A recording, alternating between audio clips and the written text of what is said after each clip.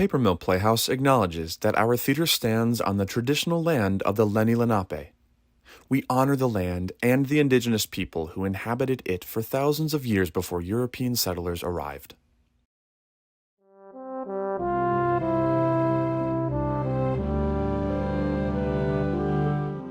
Welcome to Paper Mill Prologues. I'm Lorna Jordan, Education Outreach Associate at Paper Mill Playhouse, and I'm so glad you joined us today. The goal of Prologues is to give our audience an extra layer of insight and context for our productions. Today, I'm excited to talk to you about Clue. Based on the 1985 cult classic movie, which is based on the iconic Hasbro Parker Brothers board game, this show is a hysterical blend of farce and classic murder mystery. We'll be sharing more about those two genres a little later, but let's first look at the journey Clue has taken over the years. Clue, the game, was invented by Anthony Pratt between 1943 and 1945. Pratt was an ammunitions factory worker and found himself bored during World War II air raids. Recalling a style of parlor games that had been popular, Pratt said, "Between the wars, the bright young things would congregate in each other's homes for parties at weekends. We'd play a stupid game called Murder, where guests crept up on each other in corridors and the victim would shriek and fall on the floor." So, with these games in mind, he and his wife Elva created the first version of the game called Murder. It included the integral map of the estate with various rooms and 10 characters. The number of rooms remained. 10 characters were whittled down to 6. Changes were made to the array of murder weapons, and the name changed to Cluedo in Britain and Clue in the US. The game made its official debut in 1949.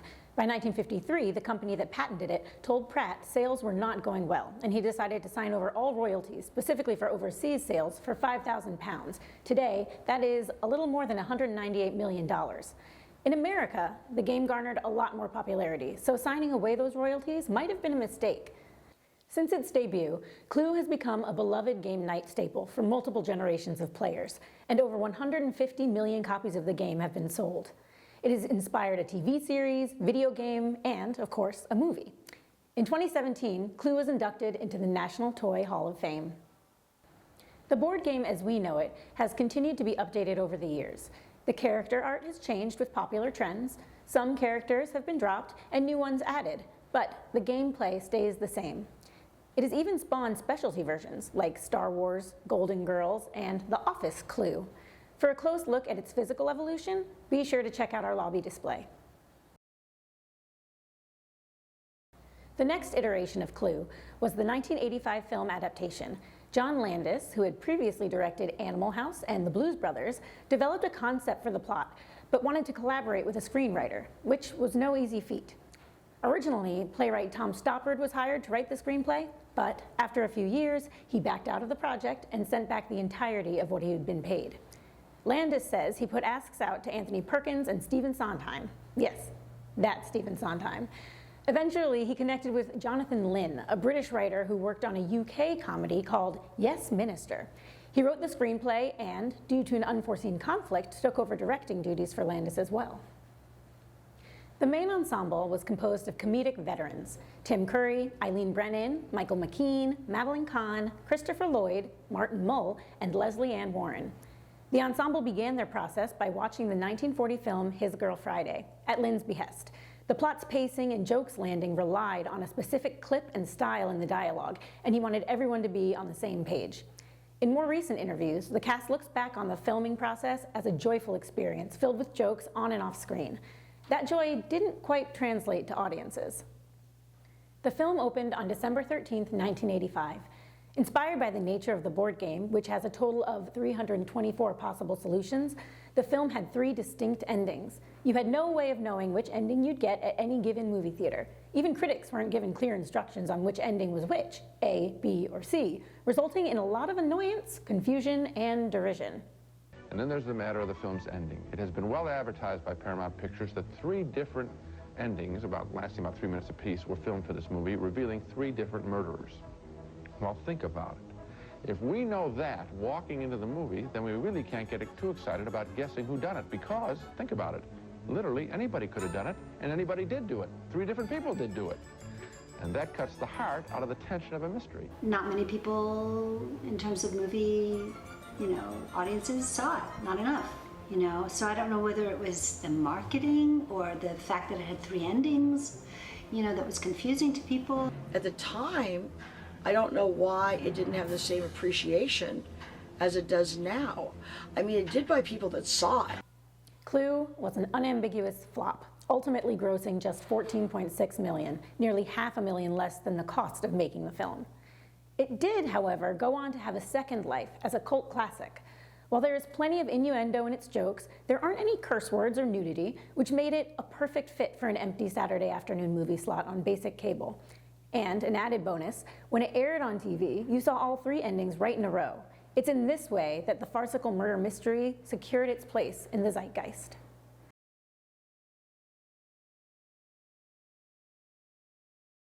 Clue blends two distinct and highly specific genres, a murder mystery and a farce. While both are not held in particularly high regard, they require a huge amount of careful plotting on the page and stage to work effectively. First, mysteries. Perhaps the best example of mysteries on stage comes from Agatha Christie. Over her career, Christie wrote 66 mystery novels, most of which followed detectives Hercule Poirot or Miss Marple. Her popularity was massive, and in 1947, she was commissioned to write a radio play to mark Queen Mary's 80th birthday. She later adapted the play, Three Blind Mice, into what we know today as The Mousetrap. If this sounds familiar, there's a good reason. In 2012, its West End run celebrated its 25,000th performance, and it is still playing today. To keep the mystery alive, audiences are instructed at the end of the performance to keep the ending a secret. So let's take a look at what Agatha Christie has artfully illustrated as key elements of a good mystery. The setting is a closed environment, such as a train stuck in the snow or an estate or a country house. There are 8 or 9 characters, usually social outsiders or archetypes of one kind or another. They each have distinctly peculiar qualities that render them suspicious and or untrustworthy. A murder most foul. A detective arrives or arises to solve the mystery. In the case of Clue, the setting is certainly closed. We have our 6 main suspects, plus Yvette the maid and Wadsworth the butler, making 8 characters, whose peculiar qualities you will soon observe. A murder happens, and in a slightly unusual turn of events, they all band together to solve it as opposed to a singular detective arriving. Now, moving on to farce. Layered on top of these basic mystery elements are those of a good farce, which can be a bit more complicated. But first, what is farce? In his book, May the Farce Be With You, Roger Foss argues that most people would define farce as a tightly plotted comedy of bad manners with protagonists, mostly men, rarely women, caught in a potentially disastrous situation, usually in or near the bedroom, and employing split-second exits and entrances, invariably involving lots of door slamming, that rev up into a kind of face-saving relay race.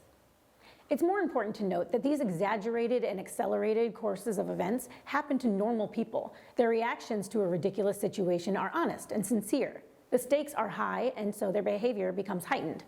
Michael McKean, who played Mr. Green in the 1985 movie, reflected on this in a 2013 interview.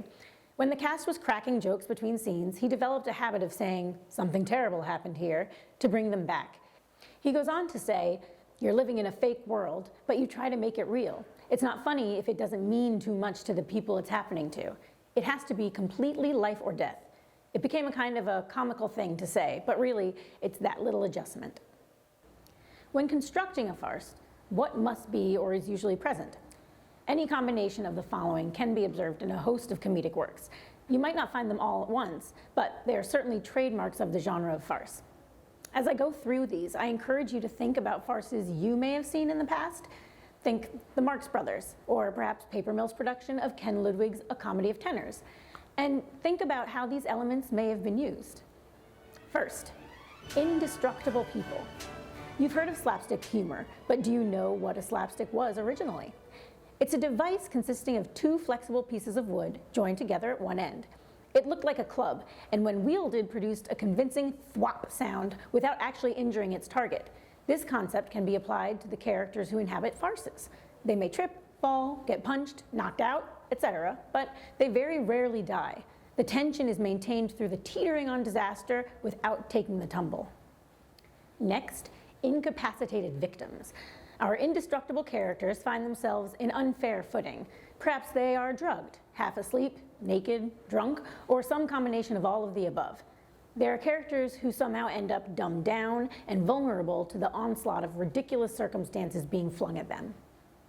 Then we have uncertain circumstances. Our characters seem to be unable to control the direction they're going in and must submit to the power of fate, chance, destiny, whatever you want to call it. This can be illustrated by misunderstanding, races against time, coincidences, and accidents. And then there are the objects as antagonists. Sometimes a character is at odds with a what rather than a who. Take, for example, a poorly placed piece of furniture that people regularly walk into or trip over, or perhaps a bow tie that refuses to be tied. These objects amount to the importance of a character, and they weave in and out of the plot. Similar to the objects, we have the machines. A degree higher than ordinary object, these are mechanized objects, such as a boat, a record player, or technology going awry. Machines function within farce in 4 ways. They break down when somebody depends on them to be working. They continue working normally when it's crucial that they stop. They go at the wrong speed or are out of control, or they get destroyed. And finally, the entrances and exits. These are perhaps the hallmark of farce, or at least what most people think of when farce is mentioned. The characters on stage are quickly moving through a series of entrances and exits executed deftly to ensure the timing holds and the joke lands. Now, I can't promise you'll see each of these elements in today's production, but I encourage you to keep an eye out. Once you know these are the building blocks of each genre, they become much easier to find. Before we go, I'd like to highlight our creative team and cast. Director Casey Hushin returns after directing Paper Mill's most recent production, A Jolly Holiday. Casey has been the associate director for many Broadway shows, including Mean Girls, Aladdin, The Prom, Elf, and To Be or Not to Be.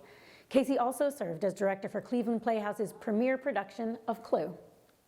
Clue is written by Sandy Rustin, adapted from Jonathan Lynn's screenplay. Rustin is an award-winning playwright, recently named to the Broadway Women's Fund's inaugural 50 Women to Watch list. Rustin's original musical, American Girl Live, has toured over 47 cities in the U.S., and her comedy, The Cottage, is currently in development for a commercial production in New York. Rustin also collaborated with Disney to create Paper Mill's production of A Jolly Holiday earlier this season. This duo, Hushin and Rustin, is currently working on a musical adaptation of the film Mystic Pizza. Clue is not a musical, but the music does so much to create the mood and support the movement of the plot. It was written by Michael Holland, who has done work across the entire musical spectrum. He has penned orchestration and vocal arrangements for the 2011 revival of Godspell, as well as original music and lyrics for Horizon Line, Hurricane, and Believe in Me, a Bigfoot musical. Clue features an incredible ensemble cast, stepping into these iconic board game characters' shoes, including Paper Mill veterans Donna English and John Tracy Egan. These two appeared together in another hilarious farce, Paper Mill's 2013 production of Lend Me a Tenor. Be sure to check out their bios and the bios of the rest of the phenomenal cast in your digital program. And that's just a little bit of a closer look at Clue. If you haven't already, don't forget to check the Paper Mill app for more highlights and information. And if you missed any of this video, it is available to you on the app at any time. Thank you all for joining us at Paper Mill Playhouse for Murder and Mystery. We look forward to seeing you again at our next production, The Wanderer. Enjoy the show.